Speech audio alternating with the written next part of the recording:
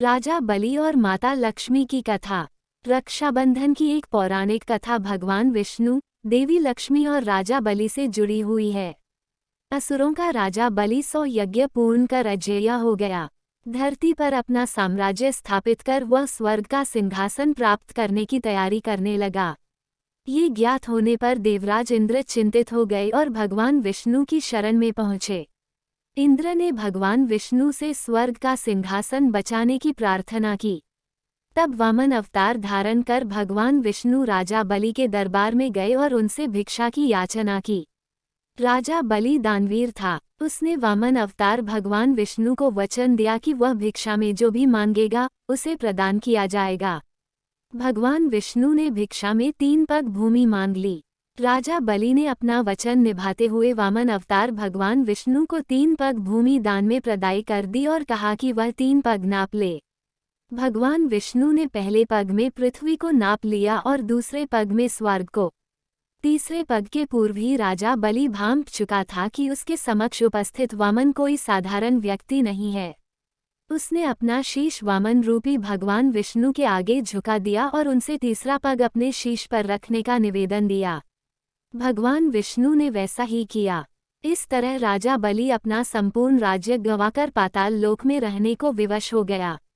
पाताल लोक जाने के पूर्व राजा बलि की प्रार्थना पर भगवान विष्णु अपने वास्तविक रूप में आए। वे बलि की दानपूर्णता देख अत्यंत प्रसन्न थे। उन्होंने उससे वर मांगने को कहा। राजा बलि बोला, भगवान, मेरा तो सर्वस्व चला गया है। मेरी आपसे बस यही प्रार्थना है कि आप हर घड़ी मेरे समक्ष रहें।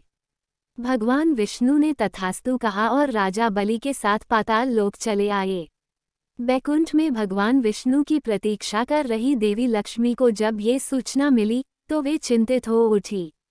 उन्होंने नारद मुनि को बुलाकर मंत्रणा की और इस समस्या का तोड़ पूछा। नारद मुनि ने उन्हें सुझाया कि वे राजा बलि को रक्षा सूत्र बांधकर अपना भाई बना ले और उपहार स्वरूप भगवान विष्णु को मांग लें। तब देवी लक्ष्मी राजा बलि के पास भेष बदलकर गई और उनके पास जाते ही रोने लगी। राजा बलि ने जब माता से रोने का कारण पूछा तो माँ ने कहा कि उनका कोई भाई नहीं है, इसलिए वो रो रही है।